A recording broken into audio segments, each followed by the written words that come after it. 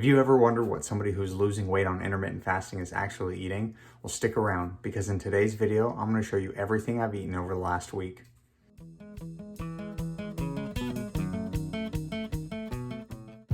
So I started Saturday off with a 17-hour fast, and we had a family get together for Christmas where I had some pretty good food, a lot of barbecue, some hash brown casserole there, and some broccoli casserole.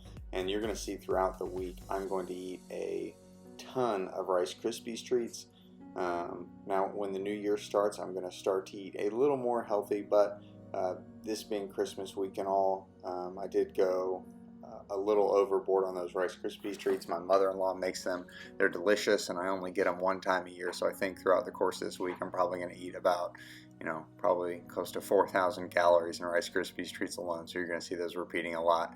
But it was a good week, and I was mentally preparing throughout the week for this to be my last kind of indulgence as I prepare for the new year.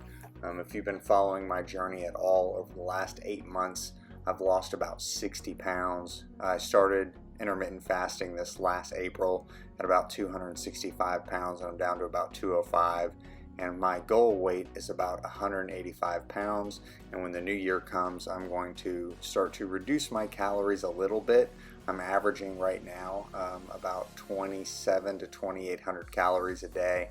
I'm going to reduce that to about 22 to 2,300 calories because as I get closer to my goal, it is going to take me a little more of a reduction to meet my target weight of about 185 pounds. But in the new year, I'm going to do that. So this week was kind of my last hurrah, and you'll see starting this upcoming week, I'm going to kind of tighten up a little bit as it regards to both healthier foods and amounts of foods.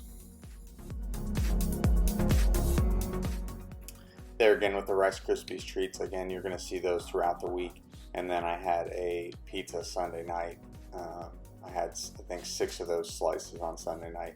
Now throughout the week, I started back to work. I worked a regular work week Monday through Thursday, and you'll see that I get a decent amount of steps in when I'm working, anywhere between 13 to 18,000 steps on any given day that I'm working, which is one of the reasons that I'm averaging 2,800 calories, and I'm still losing between a half a pound and a pound a week.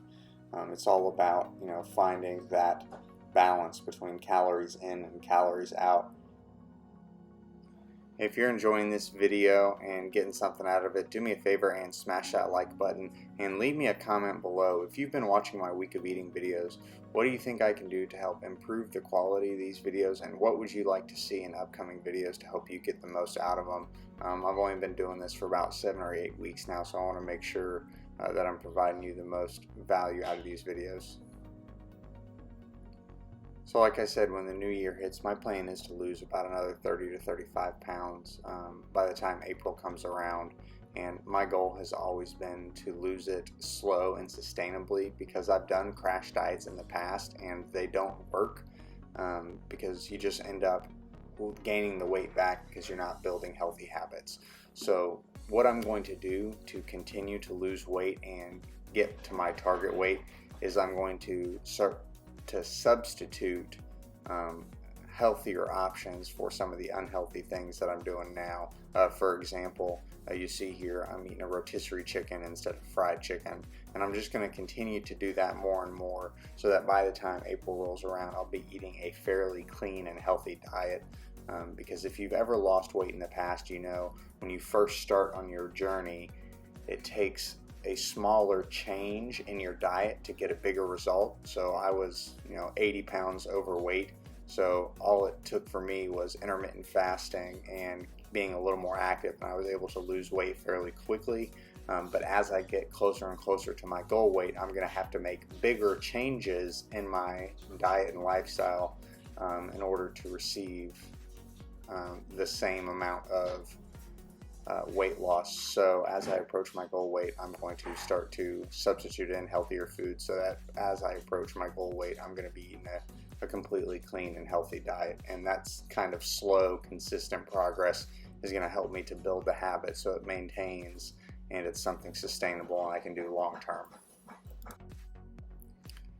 And again, I just want to touch on throughout this week, I did eat a lot of food. I had a lot of high calorie days, but you also noticed there were a few days where I did not fast for a long period of time. So actually going into Christmas Day, I didn't even fast at all. My wife and I were up late, getting everything ready for the kids, and I ate some cookies at midnight and then woke up the following morning and started eating breakfast around 6 or 7 in the morning. So I don't hold myself to perfection being the goal, because it's that kind of attitude that makes it so that I would fall away from a diet. So I don't strive for perfection. I just try to be a little better every day, and I also try to give myself a little grace and forgiveness because I'm not looking to be perfect. So there were 2 days this week where I didn't even get in a 12-hour fast, and I'm perfectly okay with that because as the new year rolls around, I'm going to start to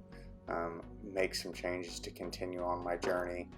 But the week of Christmas, I let loose a little bit just to kind of enjoy this time and understand that there's going to be those periods of time throughout my life that I'm going to not have strict adherence, because you don't want to follow this stuff so closely that you end up snapping and turning away from it. And these something I want to talk about, these fudge covered chocolate Oreos was kind of a win for me on Christmas Day. I got those as a stocking stuffer, but I only ate one cookie. And one of the things that intermittent fasting has allowed me to do is to kind of curb that emotional eating or the need to binge eat like I did in the past. It's something that I struggled with. I would have gotten that box of Oreos and eaten them all at one time. But with intermittent fasting, I have been able to understand that if I don't eat something now, that's fine. I can have it in the future. There's a mantra within the intermittent fasting community that I really believe. It's delay, don't deny. So I don't deny myself any kinds of foods. I may do a longer fast to be able to fit them in, but the point is, you can't do strict denial or cut things completely out of your diet, because if something is off limits and you end up slipping up, that mental defeat of eating something that you're not supposed to, a lot of the times is more harmful than if you had just had it and understand that it was a one-time thing and you go back to it. So that was a little win for me, is not eating that entire box of chocolate covered Oreos. Alright, so that is going to wrap up the week of eating, but I'm going to leave some videos on the screen here. If you're new to intermittent fasting or want to know where to start, I'm going to recommend that you start with these videos. This is a great place to start, and remember that the goal isn't to lose weight fast, it's to lose weight forever. Willpower is a limited resource, and I'll see you over there.